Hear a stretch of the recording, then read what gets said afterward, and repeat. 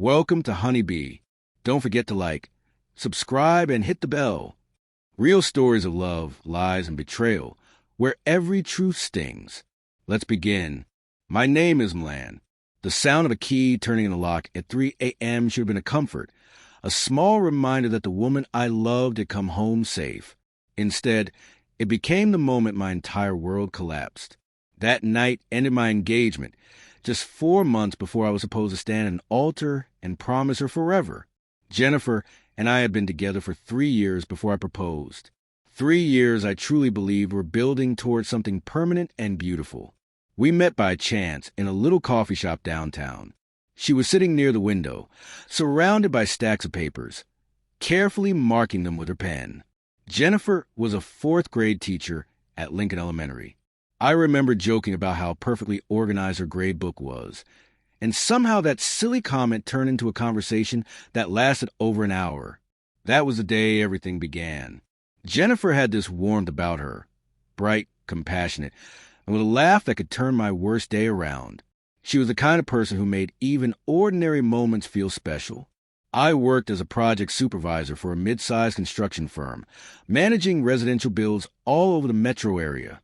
The hours were long and unpredictable.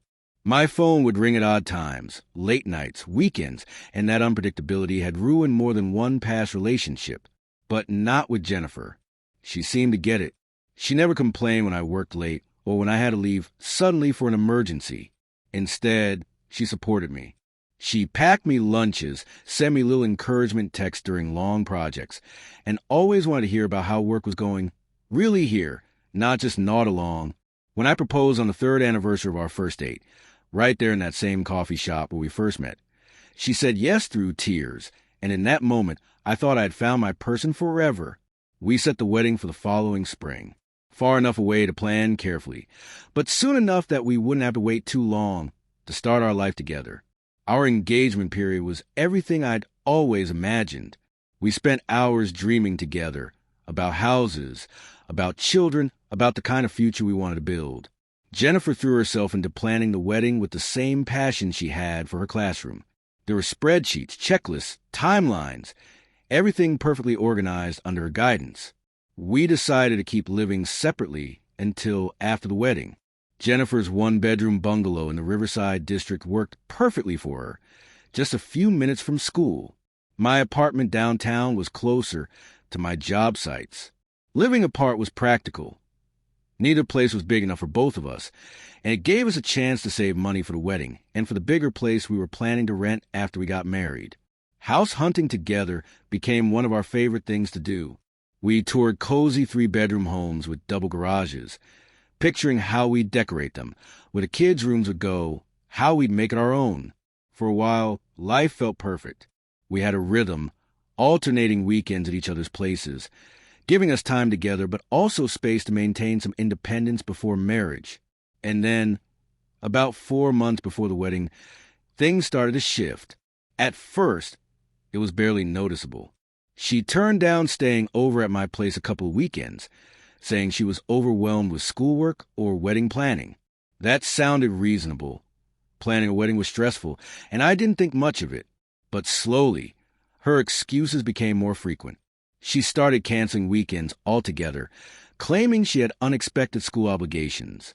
Jennifer had always been a dedicated teacher, so at first, I believed her.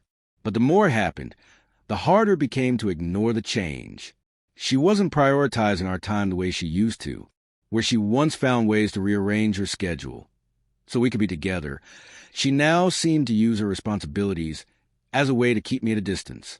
When I offered to help, she brushed me off, insisting she could handle everything on her own. Her messages changed, too. Jennifer, who once sent me long, warm, playful texts, now sent short, cold, matter-of-fact replies. Phone calls turned into quick check-ins, often cut short, leaving me feeling like we were strangers instead of two people about to promise forever. When I asked her directly if everything was okay, she insisted it was just a busy season and things would go back to normal soon. But her social media told a different story. She had time for outings, dinners, and events that she never mentioned to me. When I asked about them, she dismissed them as work events or last-minute hangouts with friends. The moment that broke everything came on a Friday night, about 3 months before the wedding. I had finished work earlier than usual and decided to surprise her with takeout from her favorite restaurant. When I got to her house around 7 p.m., her car wasn't there and the house was dark. I let myself in with my key, figuring she'd be home later. When I called her, she answered breathlessly, and I could hear noise in the background, music, voices, like she was somewhere crowded. She told me she had rushed to Springfield because her aunt had been hospitalized. Her story sounded believable. I told her I was sorry to hear that and wished her aunt a speedy recovery. She thanked me, told me she wasn't sure when she'd be back, and promised to update me. I didn't tell her I was sitting in her living room. Something felt wrong, but I chose to trust her. I stayed, ate the food by myself, waited for her to call with updates, but she never did. By midnight, my uneasiness had turned into dread, and at 3 a.m., everything came crashing down. I heard her key turn in the door. Jennifer stepped inside, and when she saw me standing there, her face drained of color, like she'd just seen a ghost. Before I could speak, a man's voice behind her said casually, "Babe, who's that?" In that moment, everything became clear. She hadn't been in Springfield. There was no hospitalized aunt. She had been with him, a man comfortable enough to call her babe. Jennifer froze, trapped between the two of us, unable to speak. She was wearing a short, elegant dress I had never seen before, her makeup fresh, clearly dressed for a night out, not a hospital visit. The betrayal hit me like a physical blow. This wasn't a one-time mistake. This had been going on for months. All the distance, the excuses, the cancellations, it all made sense now. I didn't wait for morning. I gathered my things while she begged me to stop and listen. She reached for me as I passed, but I stepped back, refusing to let her touch me. I walked out past a man who stood there awkwardly, only now realizing what his presence meant. That night, I left knowing there would be no wedding, no future together. The woman I thought I knew didn't exist. In the days that followed, Jennifer called, texted, even showed up at my apartment and at my job. Her explanations were all over the place, full of contradictions and half-truths. She said the other man didn't mean anything, that it was just a friendship that got out of hand, that she'd end if I just gave her another chance. But I couldn't. Her lies about her aunt, about where she had been, about everything, proved that this wasn't a mistake. It was a choice. She begged me to reconsider, said everything would go back to normal once we were married. But my decision didn't waver. I couldn't marry someone who had systematically lied to me for months. Calling off the wedding was brutal. Canceling the venue, informing the guests, returning the gifts.